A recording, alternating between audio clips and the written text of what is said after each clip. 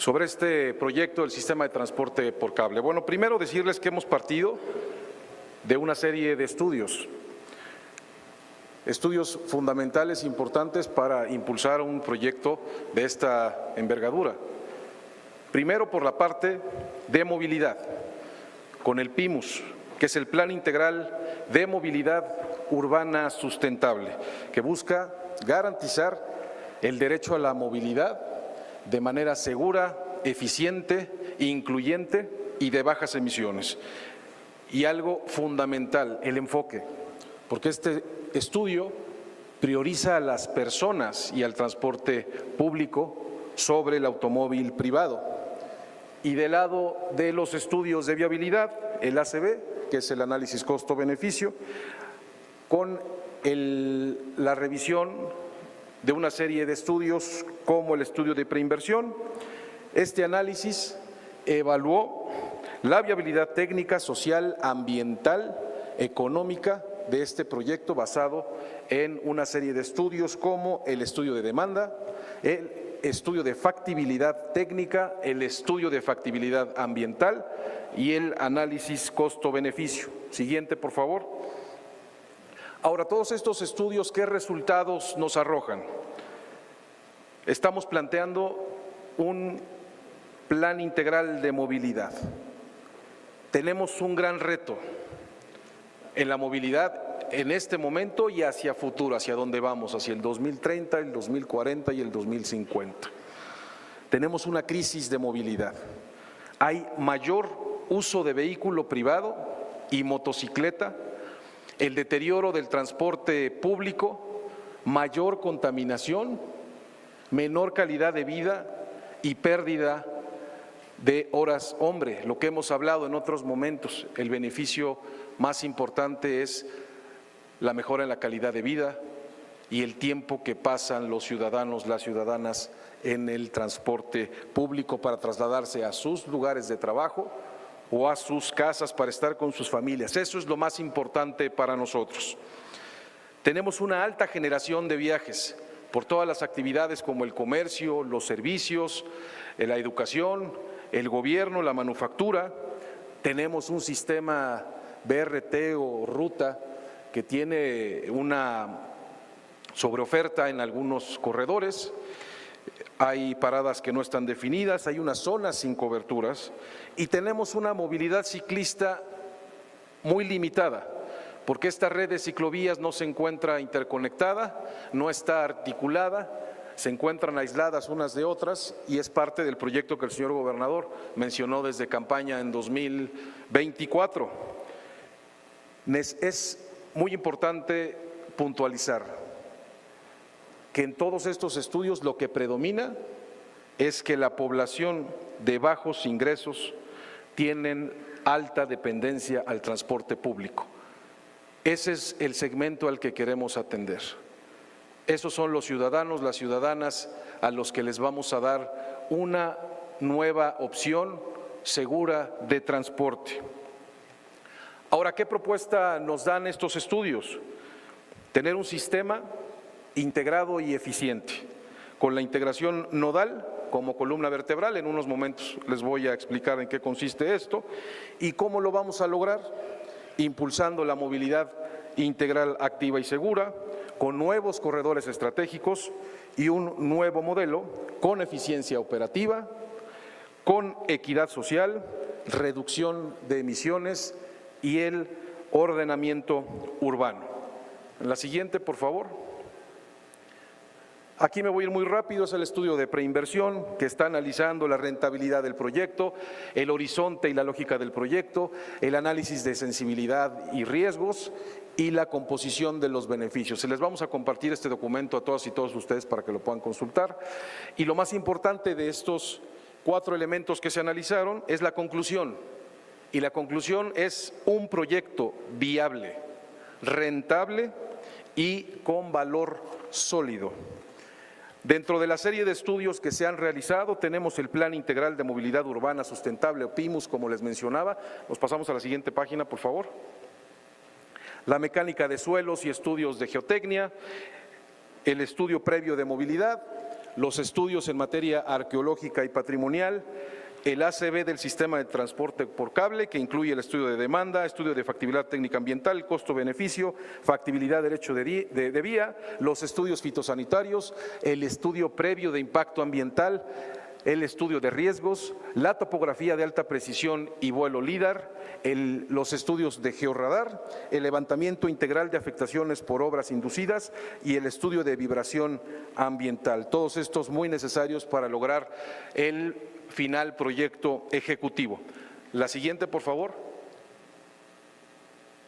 Ahora, ¿en dónde estamos y hacia dónde vamos? Eso es lo que tenemos que prever y por eso este gobierno que encabeza Alejandro Armenta se va a adelantar al futuro. No podemos cerrar los ojos ante lo inevitable. Vamos a tener una crisis aún más profunda de movilidad si no hacemos algo el día de hoy en Puebla. Hoy, en 2026, se realizan más de 4.400.000 viajes diarios entre ruta, taxis, plataformas, bicicletas, y vamos a llegar al 2030 a más de 5 millones. En este momento tenemos un poco más de 1.513.000 vehículos y estamos llegando al 2030 a 2.2 millones. Los vehículos de transporte público realizan más de 23.900 viajes diarios. Para el 2030 vamos a llegar a casi 27.000. Y la población en la zona metropolitana pasaremos de 2.600.000 a casi 3 millones de habitantes para 2030. Ahora, los beneficios del transporte por cable. La siguiente, por favor. La zona metropolitana de Puebla ha experimentado un crecimiento urbano muy acelerado. Por eso es que tenemos ciertos problemas que hemos identificado y que son parte de lo que debemos tomar para solucionar. La saturación de las principales vialidades urbanas, los altos tiempos de traslado, la limitada cobertura del transporte masivo, la topografía compleja en algunas colonias y la dependencia del transporte motorizado tradicional. Eso nos permite saber que el sistema del transporte por cable con esta incorporación tendremos una alternativa más adaptable frente a la expansión de otros esquemas. No requiere intervención vial adicional. Cuando se busca una línea adicional de ruta, se intervienen desde las vialidades, los camellones y es una infraestructura que requiere mucha más invasión de las vialidades y esto también puede ocasionar mayor tráfico en algunas zonas. Ahora la siguiente, y esto es muy importante para nuestras amigas y amigos ambientalistas. ¿Cuáles son los beneficios ambientales? Y una comparativa que creo que va a quedar muy claro de por qué debemos incorporar esta modalidad de transporte. El sistema de transporte por cable es el sistema que menos toneladas de dióxido de carbono emite por su funcionamiento. Es 100% eléctrico, puede ser alimentado por otros sistemas de generación de energía limpia y su operación no genera residuos tóxicos. Hay más del 300% de disminución de emisiones. Fíjense, esa comparativa es muy importante. Un vehículo del sistema ruta, uno al año emite 242 toneladas de dióxido de carbono. Un solo vehículo del sistema ruta, más de 240 toneladas de dióxido de carbono. Hay más de 380 vehículos, ¿verdad, Norma? 380 vehículos en las 4 líneas de ruta y eso es lo que emite uno de los 380. Y la comparativa contra todo el sistema por cable, es decir, las más de 300 cabinas, los 9 nodos, ¿cuánto emiten? 48.2 toneladas de dióxido de carbono al año. Creo que es un dato fundamental que debemos de tomar en cuenta para entender que este sistema es el que por mucho cuida más y mejor al medio ambiente. Ahora, en materia de inversión, la siguiente, por favor, fíjense los costos de operación y mantenimiento. El ruta le cuesta a los poblanos al año cerca de 1,000 millones de pesos. El subsidio El subsidio de las 4 líneas de ruta se paga del dinero de las y los poblanos a los concesionarios, cerca de 1,000 millones. Y ahí no estamos tomando en cuenta todavía lo que los usuarios, las poblanas, pagan todos los días para utilizar este sistema de transporte. Y el sistema de transporte por cable al año requiere para su operación y mantenimiento 105 millones de pesos. Por eso es que estamos estimando que para el segundo año de operación, con las tarifas que se van a implementar, el sistema va a ser absolutamente autosustentable. Autosustentable. El gobierno no va a tener que estar erogando ningún recurso adicional que se puede destinar a temas prioritarios como seguridad, educación, mejoramiento de vivienda, reactivación de actividades económicas, en vez de estar distribuyendo en otras líneas de ruta u otros sistemas de transporte. Y ahí está una comparativa. Con 7 años que se opere el ruta, prácticamente se pueden pagar otras 4 líneas de este sistema de transporte por cable, sobre 7,000 millones de pesos. Y en la siguiente, por favor, en lo que considera estas rutas, que les recalco, lo más importante siempre es mucho menor costo y menor tiempo para los usuarios. El sistema de transporte por cable en estos tramos de CIS al Parque Biblioteca está considerando un tiempo estimado de 36 minutos de traslado, costando 12 pesos. Esta tarifa, quiero puntualizar, no está determinada aún, no está definida. Aún el señor gobernador hará las valoraciones para determinar cuál será la tarifa final. Puede ser seguramente a la baja, ya se determinará, pero máximo la tarifa será de 12 pesos.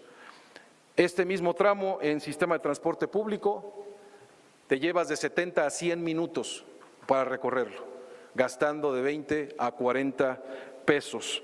Y con plataforma móvil o con taxis lo haces de 25 a 40 minutos, pero te cuesta de 90 a 140 pesos. La siguiente, por favor. Y esta lámina creo que les va a interesar mucho, porque hemos hablado de esto en las últimas semanas. Recuerdan el día 16 de febrero, que fue el inicio de los planteamientos de los árboles que se habían identificado, que eran 980. Hicimos una serie de evaluaciones de impacto ambiental para ir modificando este número, y aquí en una rueda de prensa yo les compartía el día 24 de febrero que teníamos identificados 752 árboles en las distintas estaciones donde se planteaba instalar este sistema de transporte por cable. El día 2 de marzo, de igual forma, aquí les compartí que estábamos llegando a 350 árboles identificados. También en ese momento les compartía que seguramente con el avance de los estudios, el avance de la cinemática de las líneas, podríamos lograr una tercera parte de estos árboles que se habían identificado. El 5 de marzo llegamos a 222, el 9 de marzo a 116 y hoy estamos con 97 árboles identificados. 97 árboles identificados que serán trasplantados o podados. No va a existir tala de ninguno de estos ejemplares.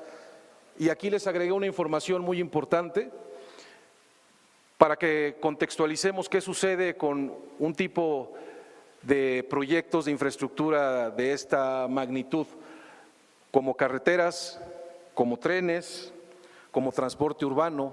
¿Cuáles son los criterios? ¿Cuáles son los criterios que van marcando el grado de impacto cuando se realizan este tipo de obras de infraestructura? De 100 a 500 el impacto es moderado, de 100 a 500 es moderado. Estamos incluso abajo del rango mínimo de impacto moderado, que son 100, nosotros tenemos 97. De 500 a 2000 se considera impacto alto, que requiere compensaciones fuertes, y más de 2000 un impacto mayor que requiere de otras medidas de restauración. Y en la siguiente, por favor, En esa fecha yo les comentaba sobre los 752, ahí podemos ver específicamente en cada caso. En el CIS pasamos de 38 a 7 árboles, en la estación BUAP de 314 a 21, en el Parque Juárez de 116 a 14, en el CENCH de 56 a 1, en Parque Ecológico de 101 a 10, en Xonaca de 10 a 4, en las torres de la línea 1 de 15 a 10, en torres de la línea 2 de 3 a 10, en torres de la línea 3 de 22 a 7, línea 4 de 15 a 3, Parque Biblioteca de 34 a 9 y Cerro de Amalucan de 28 a 1. Y este 1 será una poda, porque toda la estación está en el estacionamiento que ya se encuentra impactado, y así logramos de 752 a 97. Y les dejo algunos ejemplos que se han hecho en otros lados de la República. Las intervenciones en la línea 1 fueron de 121, en la línea 3 562, en Uruapan, Michoacán 172 y aquí en Puebla tendremos 97. Y hemos identificado 30 ejemplares que están enfermos, ahí les dejo algunos casos que se han detectado de estos 30, los hongos y el tipo de infección que tienen, que debemos de manejar con el Ayuntamiento de Puebla para su correcto manejo. Ahora, en la siguiente, me voy muy rápido aquí, simplemente decirles que estamos cumpliendo con los acuerdos y tratados internacionales en materia de desarrollo sostenible, como el Acuerdo de París sobre el cambio climático, la Agenda 2030 de Desarrollo Sostenible, entre otras. Ahora, nos vamos al proyecto final de este sistema y sus características son la capacidad instalada de 1,000 a 2,500 pasajeros por hora sentido, 9 estaciones, hasta 383 cabinas, la capacidad por cabina de 10 pasajeros, una longitud de 13.61 kilómetros, el total de torres que también se logró una importante reducción, llegamos a 87, son 4 líneas y algo que no les habíamos compartido antes, el sistema de pago. El pago va a ser integrado con ruta mediante una sola tarjeta física y virtual recargable en aplicación. Siguiente, por favor. Así es como quedan los trazos de las 4 líneas. La línea 1 del CIS al Parque Juárez, la línea 2 del Parque Juárez a Xonaca, la 3 de Xonaca al Cerro de Amalucan y la 4 de Parque Biblioteca a Unidad Deportiva. Y tenemos desde luego en este trazo una conexión estratégica. En la siguiente, por favor, porque este trazo se definió a través de los estudios de demanda para identificar los principales generadores de viaje. Va a conectar puntos clave como zonas habitacionales, centros educativos, áreas recreativas y nodos comerciales. Nos vamos a la siguiente, las características de la cabina ya se las había compartido en otro momento. La siguiente,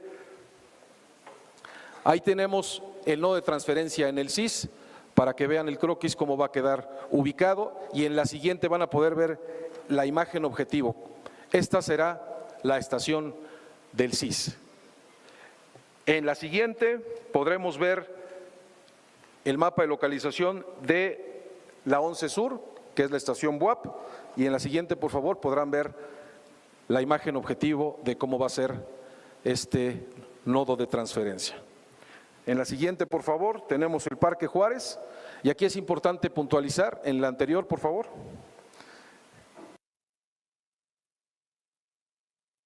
elevada, lo que reduce el impacto de la superficie de las canchas del Parque Juárez, y abajo de esa plataforma vamos a incluir gimnasios al aire libre y zona de actividades recreativas. Ahí tienen la imagen de Parque Juárez, si me ayudan la siguiente, por favor.